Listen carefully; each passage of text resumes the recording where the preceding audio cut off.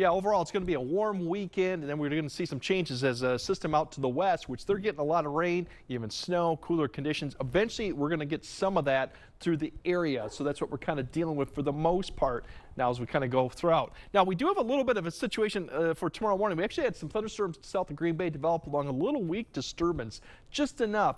We do have another one that's going to be coming up kind of later tonight, probably tomorrow morning. You'll see some clouds are developing, and since we did see a little bit of activity this morning, something to keep an eye on through maybe about 4 to about 7 a.m.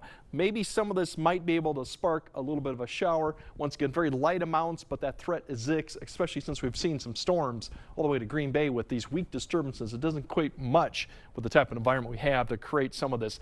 That'll be something, Kevin. Otherwise, really, it's going to be the temperatures tomorrow, the bigger story as we go throughout.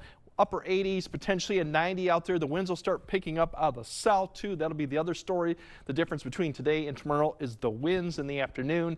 Then as we go with record highs, I think today we didn't quite get it there. Tomorrow, I think that's definitely going to be a possibility. Both areas are in the upper 80s, so I think we will see some record highs, or at least high them for tomorrow. Going into Sunday, it's going to be warm tonight, but it's going to be continuing to be warm going into Sunday too. Mid to upper 60s is not far off to where we should be for overnight high temperatures.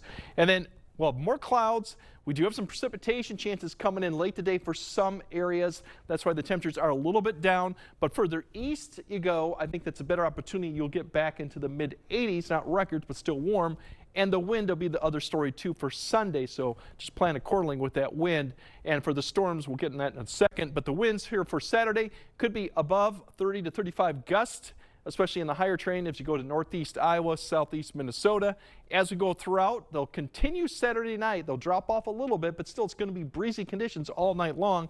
And then Sunday, they pick right back up as that front gets closer. In fact, we could see some gusts getting above 35 at times before the front comes through. That'll change the direction a little bit as we go into the evening, and then we'll start seeing the winds kind of decrease towards Monday. Here's the showers that'll come in. By 8 p.m., you probably will see a couple lines developing. Eau Claire westward, keep an eye that you might see some showers before 5 p.m. It's still a little bit in doubt, but that is an opportunity. Everyone else will probably be after 7 p.m. And some of these could be thunderstorms too. Eventually this activity will persist, but it then kind of starts shifting south of I-90 as you wake up. I don't expect to see much activity for the morning commute. And then we're going to keep an eye on this front to see if it actually kind of works its way back a little bit Monday night.